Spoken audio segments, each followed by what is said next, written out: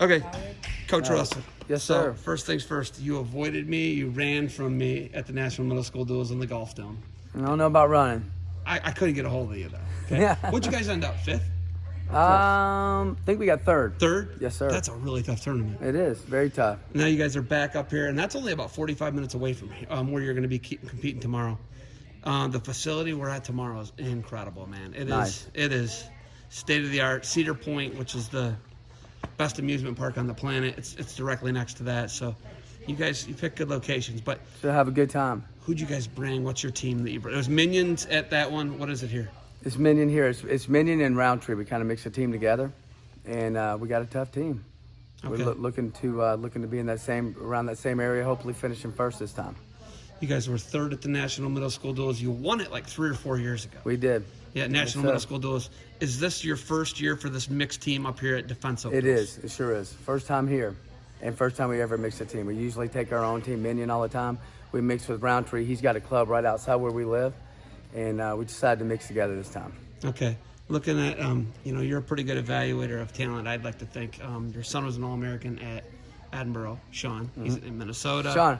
Yeah, we'll talk to Sean next, but okay. We'll get to Sean next. But when we talk about this and you look at youth kids. Also, my middle son's at App State. He's at App State? He's at App State. My nephew's his coach. Nice. He's Ian Miller is my nephew. No, Ian Miller's your nephew? No way. He loves Ian Miller. He's so happy that he's there. Good. He just got there this year, but Cody's a 2-time qualifier, and he's got 2 years left. So he's got this year, next year, and another year? No, this year and next year. Okay, all right. And so he actually just dropped a weight class. So he's been at 33. He's been the team captain there for a couple years. And so team-wise, he kind of stayed up a weight. So now he's dropped down a weight. So I'm looking for him to be a national champ. So you got 2 kids who are D1. Yes, sir. You got an All-American. You got a kid who's a 2-time NCAA qualifier. At what point do kids, do you think they should pick a path, like wrestling, baseball, specialization? Do you agree in that? Interesting that you asked me because my son Dallas, he's my last one coming up this on our Minion team, and he was on the team that won it middle school, and he was on the team that got third. He's 8 or 9 time state champ, national champ. We box, we play football. He gets quarterback training. I mean, he's still playing 3 sports, and we're in 7th grade. Sean, my oldest one, he kind of specialized in wrestling. Cody played 3 sports all the way through. So that's an interesting question. I think about it all the time with Dallas, whether or not I should kind of pick one sport or not. But so far, it's kind of been working, playing multiple sports.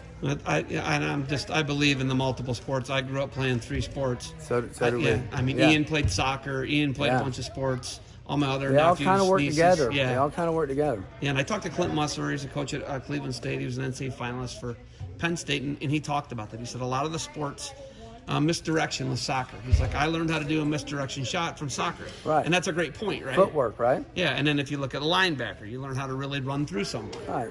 So if you play football and you're small and you come in and wrestle, and you're going against these big guys every day, and then you get to come and wrestle somebody around your same size.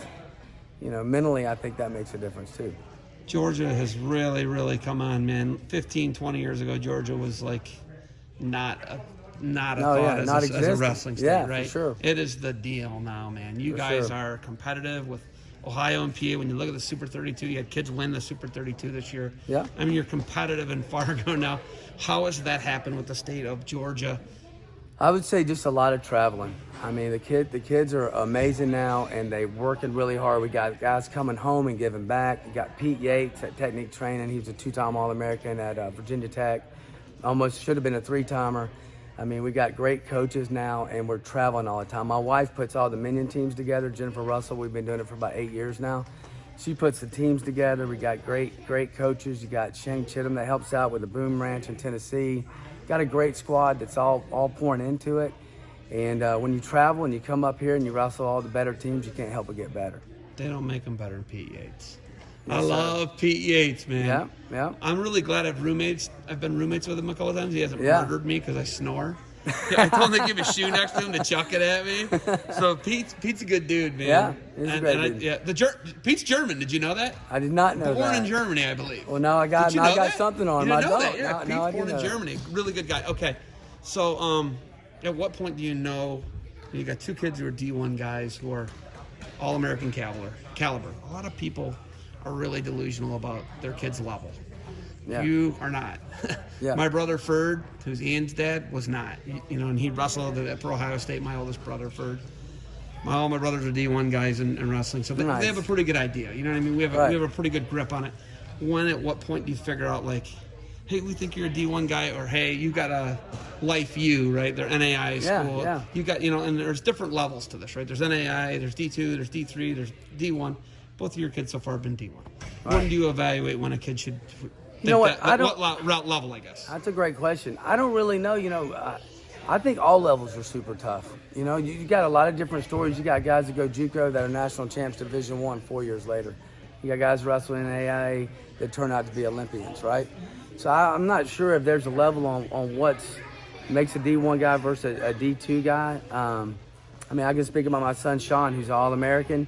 We wrestled a D2 guy, won an open tournament, and we wound up winning by 1 point, and he took Sean down 2 or 3 times, and we had to battle back and beat him. He was super tough, you know. So, you know, maybe just I don't know. That's a great question. You of all people is the person I should be asking, because you've got 2 kids that are there, and you got another one waiting in the wings, right? Yeah, I had Steph. That would be you know what I mean? That's a great question. I think it's awesome. I don't know. It's an awesome question. I was talking to a kid the other night. He was saying that he wrestles at NAI school, and he was saying he's glad that he picked that school because he was saying he knew how hard D1 was, and he knew that he didn't have that level of commitment to wrestle at D1. So maybe that's it. You know, just knowing you're going to be on the grind, knowing it's going to be a little bit harder. Maybe that's it. That's a great question, though. Okay, so when your son is an All-American, and this is a transfer question, right? I'm letting you think about this. Yeah, I appreciate it. Your kid is at Edinboro. I must not answer the last question right. Well, no, you're doing good here. You're fine. But, you know, you look at it, he's under Tim Flynn. It's just gritty, blue-collar, Northwest PA. Then he goes to one of the top 10 programs, facilities, the whole 9 yards, the coaches.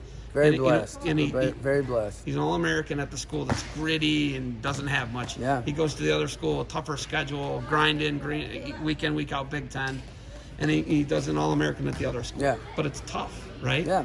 Why do you transfer? A coach leaves. What goes into that as a parent? I mean, first, you know, Sean Knight, All-American his senior year at Minnesota, actually meant that was his best year that he ever wrestled. He had an amazing season. I think he had 3 losses. 2 of them were to Spencer Lee, one during the season, which was an awesome match, like 7-5. He lost to him in the Big Ten championships. Not in the championship, I'm sorry. He lost to him in the semis. He got 3rd in the Big Tens. Had his best season ever that year. He just had one bad match at the NCAA tournament. He actually lost to Spencer Lee, I think, in the quarters. And is that who he had? Yeah. That's the quarter bracket he drew into? He did, and then he just lost. I mean, he just lost the next match, and he got knocked out. I mean, it was his best season by far. That's so crazy, isn't it? And here's the crazy thing.